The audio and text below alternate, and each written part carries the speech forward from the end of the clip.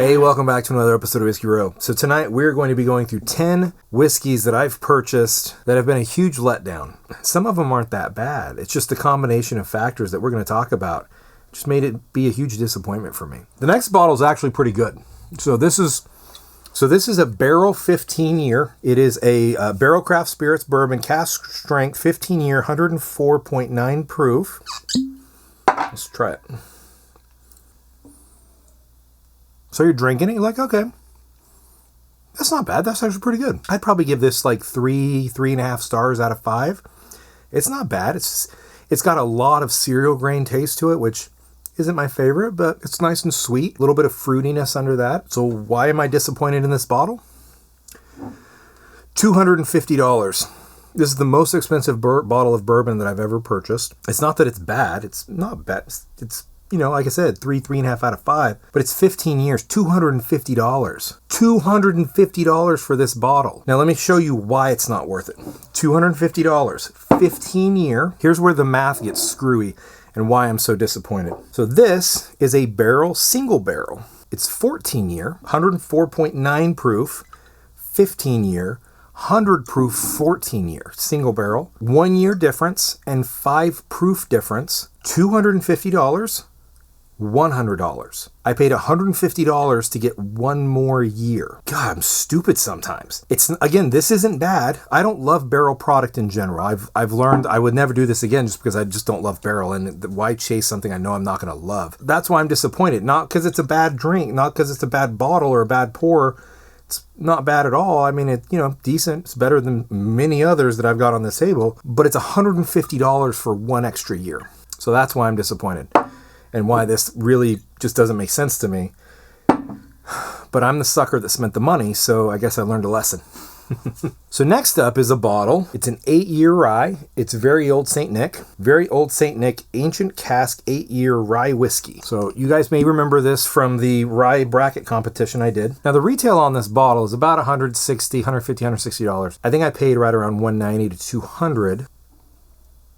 It starts out okay in a sweetness, and then it kind of goes to a little bit of a rye spice, very mild, and then it's gone. This is 86 proof, 8-year, $200. This is crazy. I can literally go over to my rye shelf, and half of the ryes I have over there are less than half the price of this, and easily better. I mean, just looking over there, things that are cheaper than this, that are way better.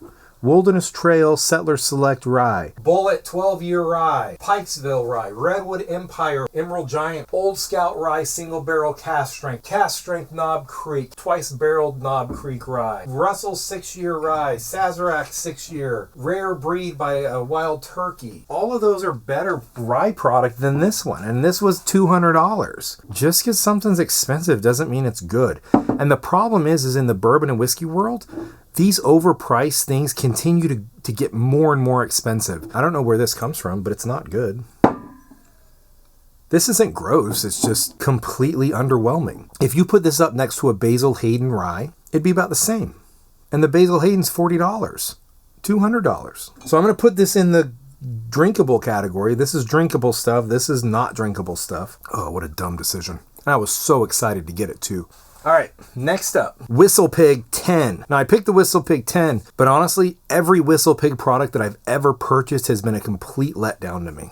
When I first got into bourbon and whiskey and rye, started really collecting, the Virginia ABC website has this one web page, the limited allocation bottles that are harder to find. You can only buy 1 per day in the store. And when I started finding stuff, I was like, oh my gosh, look at all this WhistlePig on the list, and there's like 5 WhistlePigs on the list, for example. So this is the 10-year rye. I've got the Old World 12 over there. That's like a finished rye. And then I've got the CYPB WhistlePig bourbon type of thing. Oh, and I've got the Piggyback 6.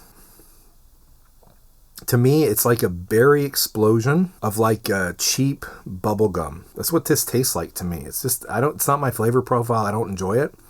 And so because of that, I've learned that WhistlePig doesn't do it for me at all. I don't like any of their product. If you like WhistlePig, more power to you. I don't want to spend money on flavor profiles that I don't enjoy. Now, obviously for the channel, I buy things because I have to keep things fresh and make content. So I'll buy stuff sometimes. It's drinkable, but it's just so obnoxiously berry to me that I don't like it. And this was This was like an $80 bottle. The Old World 12-year, I think, is around $100, 95 to 100, 110. And then the CYPB bourbon is, or the whiskey, the CYPB whiskey it was pretty expensive. It was like $70 or $80. The Piggyback 6 was like $60. And I guess that's the lesson, is that there are some brands that you're just not going to like. And that's okay. You may have friends that like them, or you may read reviews where the reviewers just praises this particular brand. There's nothing wrong with that. It doesn't mean they're wrong or that you're wrong. Whiskey's about the flavor you like and finding things that you love, right? I always talk about find a bottle you love, because you're not going to love every bottle. Now, I know the last pick here, number 10, I'm going to get some hate in the comments, and that's okay. This bottle is actually not bad. It's indicative to me of the bourbon world that we live in, and how some things are blown out of this world in price and they're not worth it. So I'm using this bottle as an example because it leapt out at me when I was picking stuff off the shelf to film this video. E.H. Taylor Single Barrel. Now, I can get small batch here, the E.H. Taylor small batch here in Virginia, for about $40. When a store gets the E.H. Taylor, they usually get about 6 bottles in a box. They get one case, a 6-bottle case. Usually people will stand in line for about an hour and a half to 2 hours for the small batch. I've gotten one small batch in Georgia. I paid $40, $43 for that, but I had to buy a 1.75 liter Wheatley vodka from Buffalo Trace. They had to move the vodka with the E.H. Taylor. Where am I going with this? Hold on, let me taste it, okay? Okay, so you got to remember too, one of the keys here with E.H. Taylor is you have to know the difference between small batch and a single barrel. Single barrel, they take essentially something straight out of a barrel. They'll proof it down to the right proof and put it in a bottle.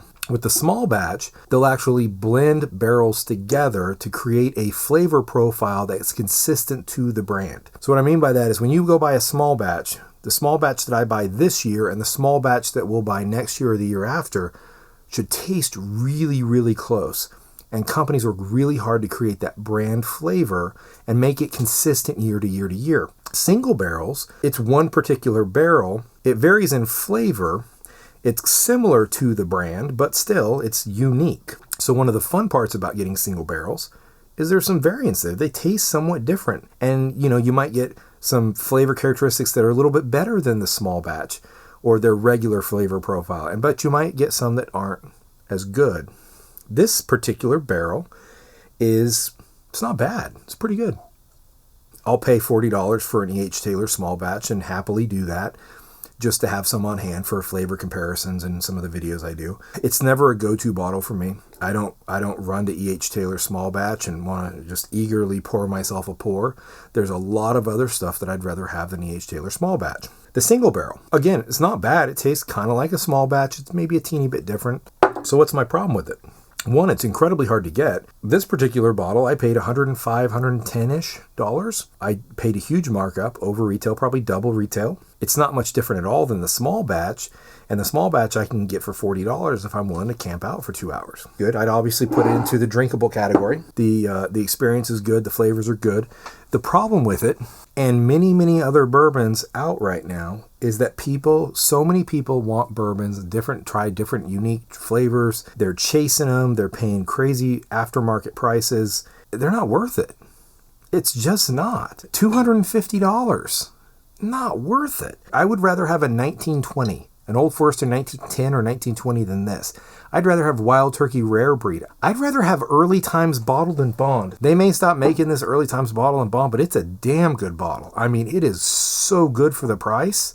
I would much rather sip on this than this.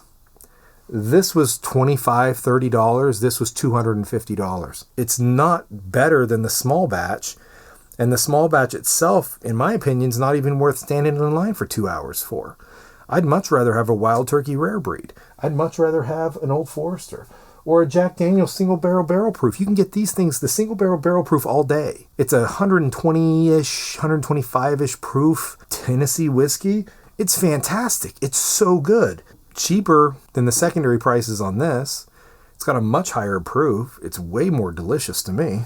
God, this video is so frustrating. It's getting me so worked up. Before I just start ranting for the rest of the night, let me pull it back to something positive.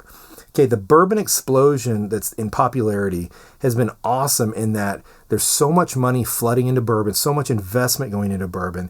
we're going to be set for interesting small craft distilleries to grow and flourish for the next 5-10 years. That's awesome. The downside is some of the really famous legacy products, some of the really good Buffalo Trace stuff, some of the Weller stuff, some of the Pappies and some of those other brands, they're priced out of control, totally not worth it. Some of this stuff, again, they're hugely disappointing bottles, even if you were like horribly desperate to drink something.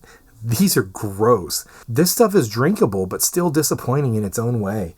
So obviously over the years, I've learned some lessons. And a lot of you more experienced guys, you guys have learned these lessons. You know not to chase certain things, and certain brands are just not good and not worth it at all. I'm learning that, and I'm trying to pass on some of my limited experience to some of you guys that are very new to bourbon. Don't chase some of this stuff. Don't spend money on stuff if you're not sure. You know, it's kind of sad because all of these things were disappointing for various reasons. Hopefully you've learned some lessons. Hopefully I've imparted some of my experiences to you from some of the good and the bad that I've had in my hunting and my bourbon collecting days. If you enjoyed the video, please give me a thumbs up. If you want to support the channel, check us out on patriot.com/whiskeyrow. Please subscribe if you haven't. And until next time, find a bottle you love. Geez, I need to find a bottle. Where's a bottle I love? Oh, Michter's 10. Save me, Michter's 10. Find a bottle you love.